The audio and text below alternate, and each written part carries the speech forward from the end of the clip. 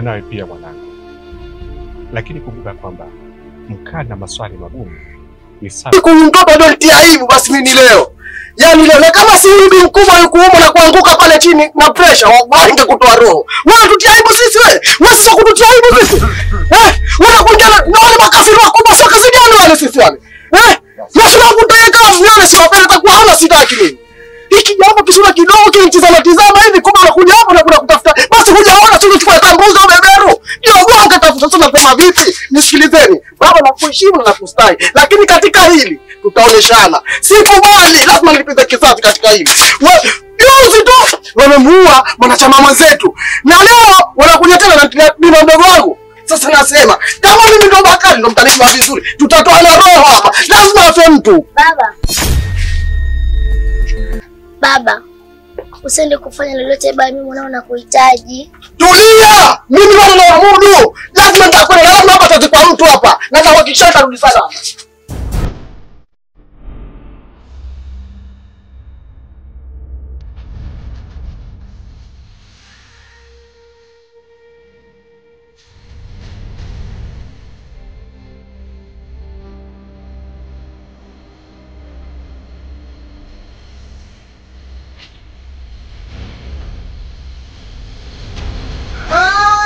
Afadhali nimekukuta hapa.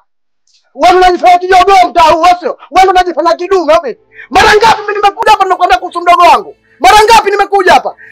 Umekuja nyumbani tumekataa lakini bado umemng'ang'ania mbona bora ukampigia mimi basi. Sasa nakwambia vipi? Ushamtanganya nguru. Hili hatukubali tutauana. Na nimekuja unapotaka vyovyote nataka. Nipo tayari kwa lolote. Wazi kwamba tayari nimekubalika na mapenzi yenu kwangu ni makubwa mno.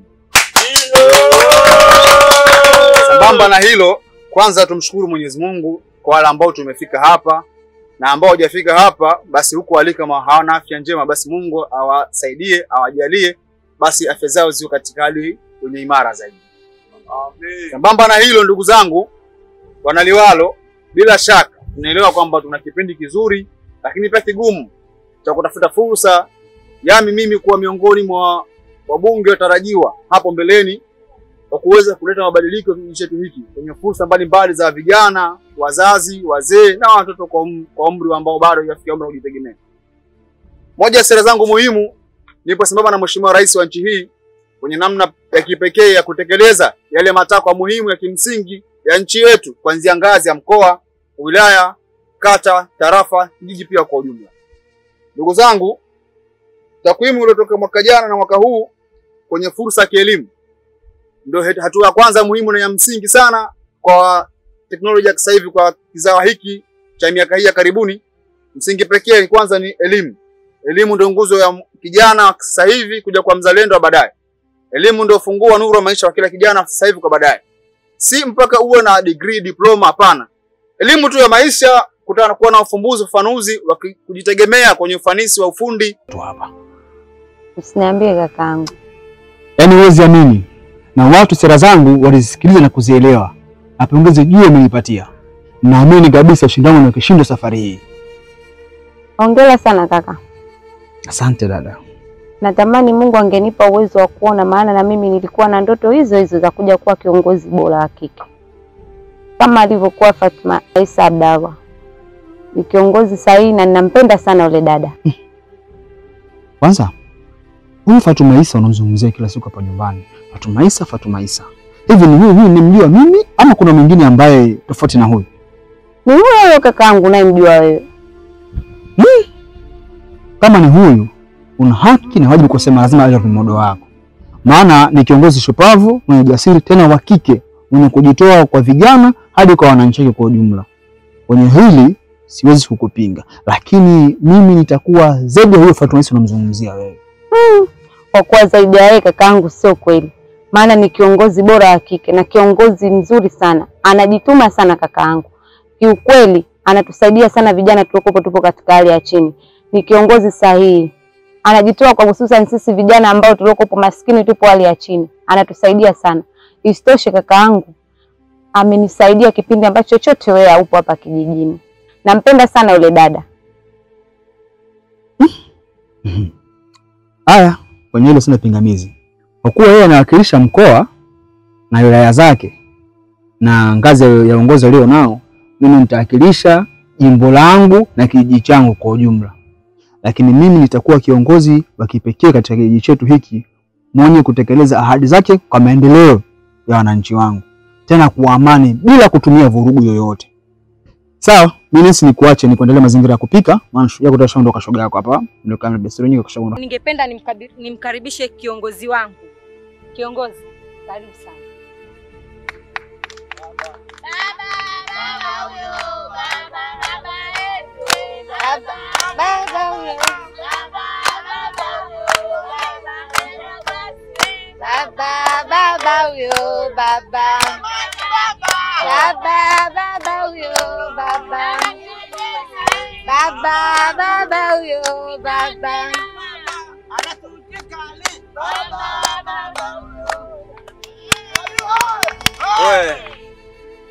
Naliwe mpo! Naliwe oye! Naliwe mpo! Naliwe moto! Naliwe fire! Asanteni sana, asanteni sana.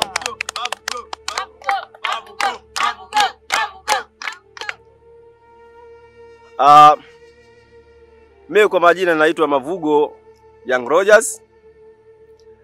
Natokea katika kijiji chetu cha Msema Kweli, na pia ni mbunge wenu pendwa kabisa katika chama cha Naliwe.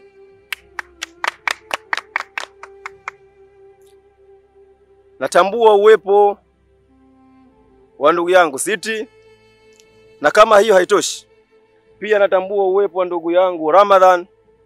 Sinabudi kumshukuru Mwenyezi Mungu kwa sababu ya kuniwezesha leo kusimama na nyinyi kwa pamoja, na pia kwa ajili ya kuniunga mkono katika hili. Mwenyezi Mungu awajalie kuweza kupeni nguvu na afya kwa ajili ya leo na kesho tuungane tena kwa mingine.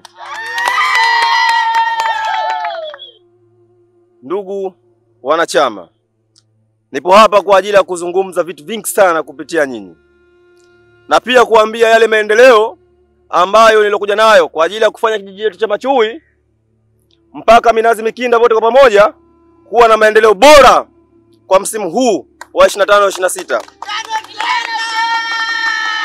Kwanza nichukue fursa hii kuzungumza machache sana ambao aliyofanya rais wetu pendwa sana Dr. Hussein Ali Mwinyi. Dr. Hussein Ali Mwinyi katika msimu huu ambao tuko nao ameweza kufanya mambo mengi sana katika ardhi yetu. Dr. Hussein Ali Mwinyi katika mkoa huu, wilaya yote, amewakusanya wanachama wote na kuambia kwamba lazima atafanya maendeleo yenye kunyoka. Kwa mfano, ameweza kutoa boti 1500 katika msimu huu tuliokuwa tuko nao, na msimu huu kwa ajili ya kuajiri vijana hawa ambao hawana maendeleo. Mimi pia nasimama kusema kwamba katika msimu huu ambao tuko nao, vijana wote wa Machui, kila mmoja anahakikisha nampa ajira iliyotukuka. Na kama itoshi, kuna mama wajazito, pia kuna watu wazima wasiojiweza. Hawa tunawatazama vipi? Aliniuliza kiongozi wangu jana, nikasema kuanzia msimu huu kwanza nataka kujenga shule 5 za orofa. Na baada kumaliza kujenga shule 5 za orofa, nataka nijenge orofa 2. Hii ni kwa ajili ya mama wajazito pamoja na watu wazima wasiojiweza. Ndugu wanachama, naomba ushirikiano wenu kwenye hili. Hatutaki kutazama nyuma tulipotoka, bali tunataka tutazame mbele tunapoenda. Kupitia chama changu nikasema naomba nizungumze na wananchi wangu. Hivyo nataka kuzungumza kuanzia wiki ijayo, vijana wote nataka tukusanyike katika uwanja huu wa Minazi Mikinda kwa ajili ya kuanza kufanya usafi eneo hili hapa. Nahitaji kujenga shule kubwa, shule ya kisasa. Kiongozi, hayo yote uliyosema Mheshimiwa Rais amefanya, tumeona. Maendeleo aliyofanya Mheshimiwa Rais, tumeona amejenga maskuli, amejenga hospitali, ametujengea barabara pia. Kote huko tunaona. Lakini wewe, miaka yote uliyokuwa madarakani hatujaona maendeleo yoyote. Kijiji chetu hiki wewe unajipendelea mwenyewe, au nyinyi mnaonaje? Ndio pamoja. Bali ni ile ndio hatuwezi kukusikiliza. Kama una hoja za msingi basi. Unatuchosha.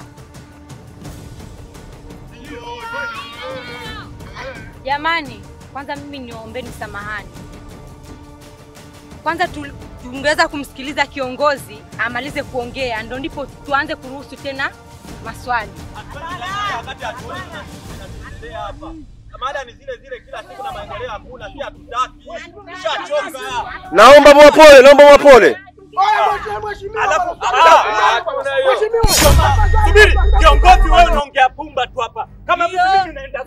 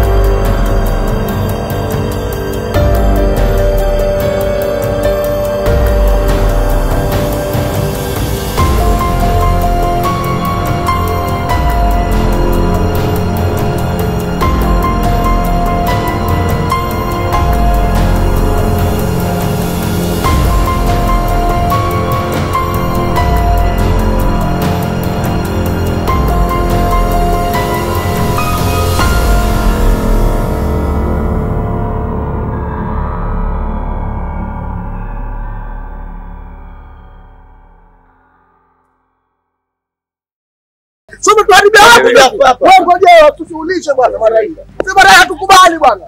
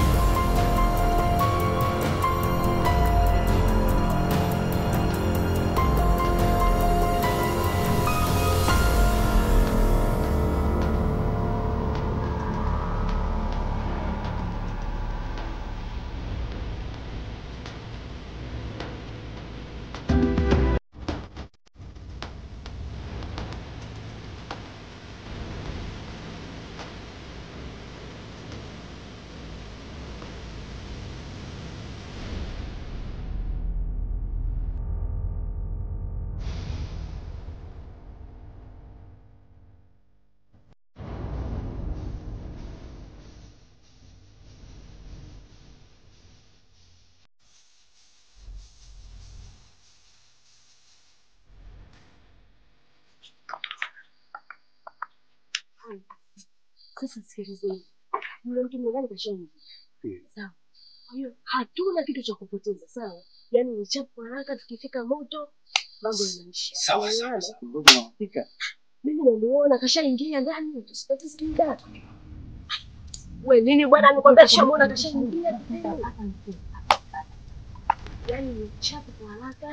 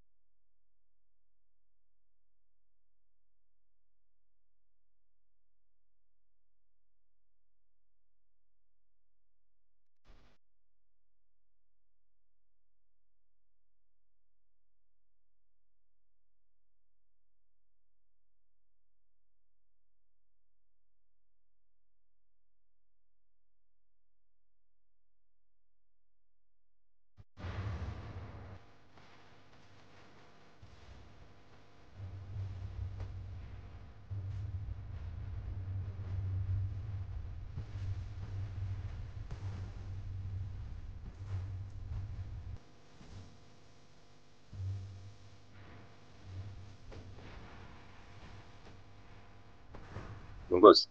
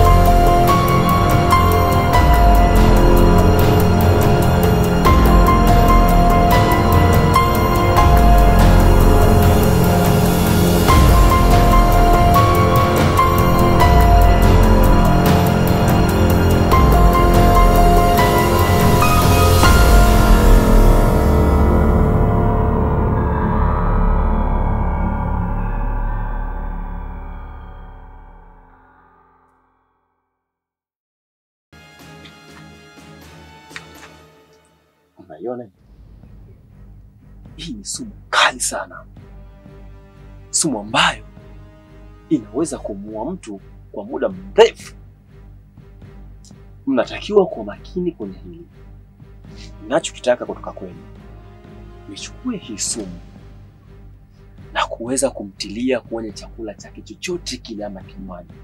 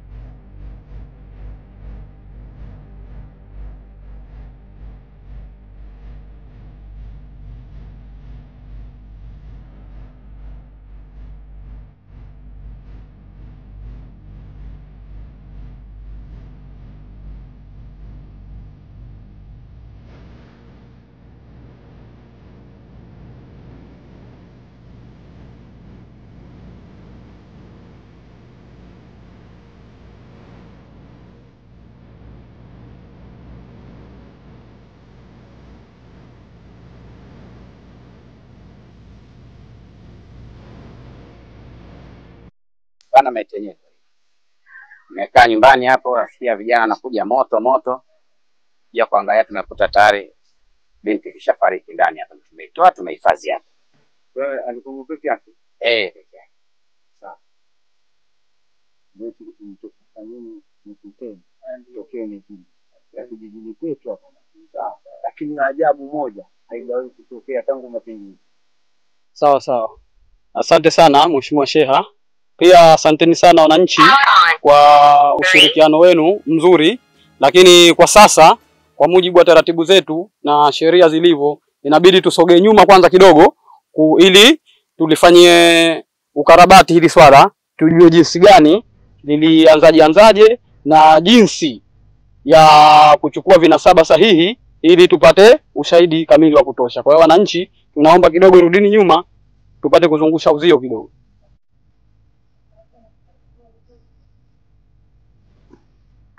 Samanini kidogo naomba. Asanteni sana kwa ushirikiano. Subiri kwanza. Tulia ndugu yangu. Tulia. Kuwa mpole kwanza. Sawa. Tulia.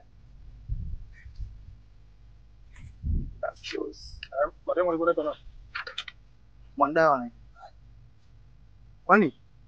Tulia. Ndugu yangu nimekwambia tulia. Mwandawa Mrs. Suleiman. Ana mtu mwenye 24. Lakini afande kwaje? Tukio ndio saa ngapi? Mimi sijui chochote tunakwambia afande. Kuna jirani wote ambao unatambua tukio ndio saa ngapi? Tukio limetokea saa 3 asubuhi. Kwani ilikuwa mpaka Tulia utajua kila kitu. Wewe tulia ndugu yangu. Unaomba tulie ujue. Tulia kwanza. Nani shuhuda tukio? Kuna kijana alikuja akaniita tu. Mimi ni mtu wa pili kufika baadaye. Hata ulipataje taarifa? Baada ya muda nilikuja ndani. Kaona hicho kibanda kinawaka moto, nikampigia simu share ndo achukua dishi yake. Baada ya hapo huyu mimi na tabia kumchukua make ni kipofu. Boga nampeleka huku na huku nilimleta ni mimi. Ndio. Baada ya muda kuja kutaka tena kumrudisha nyumbani. Nikakuta hichi kibanda kimeungua moto. Ndipo nikachukua jukumu la kumpigia share. Hivi uliona watu sio? Watu sijawaona. Hii ni kazi yetu tena. Mheshimiwa, hii ni kazi yetu. Tulia kidogo. Sawa. Je, namba zako za simu? Namba zangu za simu 078 1622. Mimi nataka nikuulize kidogo hapo. Taarifa wewe uliipata kabla hujafika hapa ama wewe taarifa umepatia hapa? Nipe kitu ambacho kidogo kinaweza kikaniridhisha. Mbona naona kama na wasiwasi na hili swali? Hii taarifa mimi nilikuwa sijaipata. Mimi na tabia ya kumchukua huyu, maana ni kipofu. Safari yote anapotaka kwenda, anipigia simu naenda naye, na hapa nilimleta mimi. Pia nilikuwa nataka nje nimchukue, ndio ndipo nikakuta hichi kibanda kimechomwa moto. Kwa hiyo wewe unamaanisha ulipofika ndio umekuta kibanda kimechomwa moto? Hakuna taarifa ambayo ulioipata? Hakuna taarifa nilioipata. Sawa, asante sana kwa ushirikiano wako.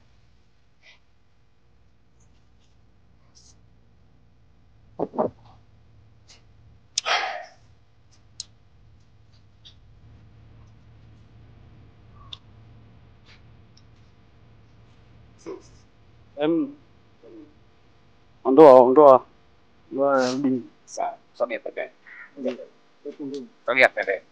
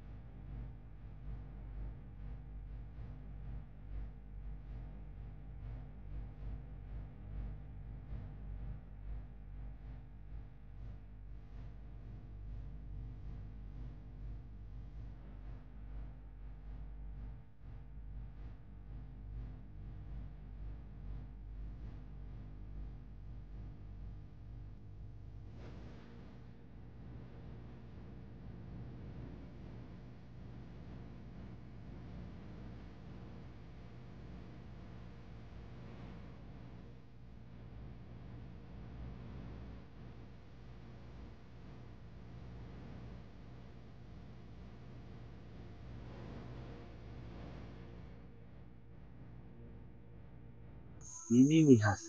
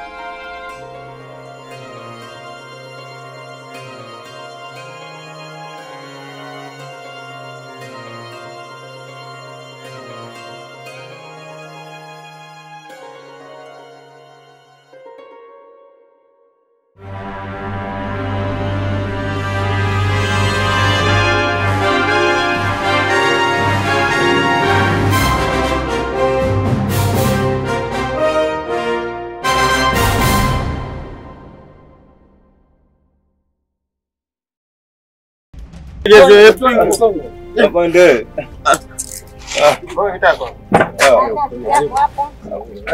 Una musika afande. Afande. Afande, wewe ni afande. Afande, kuna tukio jipi hapa tofauti na tulilopitiwa. Ni lipi hilo tena? Ndani wamembaka mwanamke na wamemwathiri sana. Kwa hiyo nani alombaka? Kwa hiyo hapa hakuna mwanaume wake hapa? Hapana afande. Mwanaume wako yuko wapi? Hayupo, kaenda kwenye mahangaiko yake afande. Ndio mpaka mimi konje tu hapa afande. Mzee wako wapi? Mimi nasema peleke kituoni ili utaratibu wa kituo uandaze zaidi kwa mbele safari. Wapi? Kituoni. Peleka.